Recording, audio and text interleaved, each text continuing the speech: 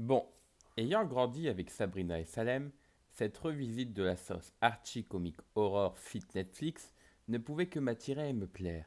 Nous connaissons Sabrina l'apprentie sorcière à travers les adaptations télévisuelles de ses aventures, en particulier la gentille comédie romantique des années 90 avec son chat en animatronique. Sabrina Spellman est la fille d'un sorcière et d'une mortelle, et se trouve de fait à cheval entre les deux mondes. D'un côté, elle vit avec ses tantes et son cousin dans une sinistre demeure, et de l'autre, elle fréquente le lycée de Greendale avec ses amis, lequel ignore toute l'existence même de la sorcellerie. Mais le jour de ses 16 ans, il lui faudra choisir entre ces deux univers. Si vous étiez resté aux précédentes séries estampillées Sabrina, celle-ci n'a pas grand-chose à voir avec elle. Nous y retrouvons bien Sabrina, son chat Salem, ici dépourvu de parole, ses tantes Hilda et Zelda, son petit ami Harvey et la magie, mais nous sommes bien loin de leur insouciance et de leur légèreté. Il était bien précisé dans la version des 90 que l'héroïne se trouvait dans une situation complexe du fait de ses origines, avec des problèmes particuliers à gérer à cause de cela. Mais la magie servait surtout à régler les petits tracas du quotidien.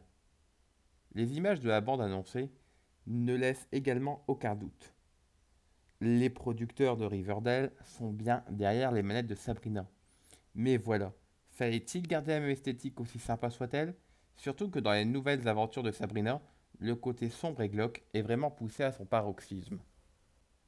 The Chilling Adventures of Sabrina embrasse l'héritage des sorcières de Salem et l'imagerie satanique qui leur reste associée, et convoque par la même occasion tout un imaginaire glauque et macabre. S'il y a bien une qualité à reconnaître à cette série, c'est sa direction artistique donnant vie au monde des sorciers, avec en particulier des décors très soignés et fourmillant de détails, des décors dont nous ne pouvons malheureusement pas toujours bien profiter en raison d'une photographie usant et abusant des effets de flou au point d'en devenir absurde. Le monde de Sabrina est flou. La mise au point n'est faite qu'au centre de l'image, et comme je suis bien persuadé que tout a été tourné en numérique, je suppose qu'il s'agit d'un effet de style complètement raté, voulu par le responsable de la série.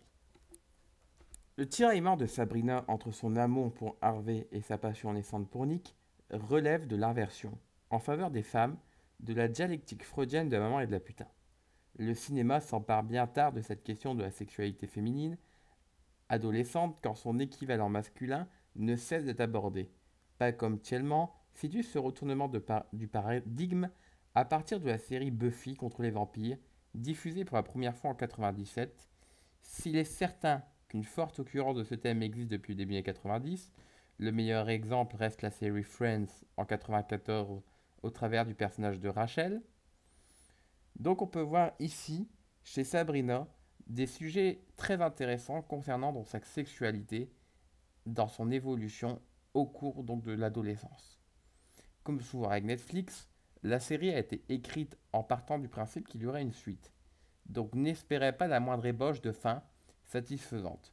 Tous les enjeux mis en place au fil des épisodes ne seront pas réglés.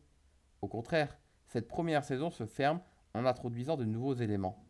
Mais surtout, maintenant que les bases sont posées, je veux des réponses. Il y a pas mal de choses prometteuses et j'espère que ma patience sera récompensée dans la saison 2. Et ça tombe bien, je ne devrais pas trop attendre pour le savoir car la suite des nouvelles aventures de Sabrina est déjà en tournage.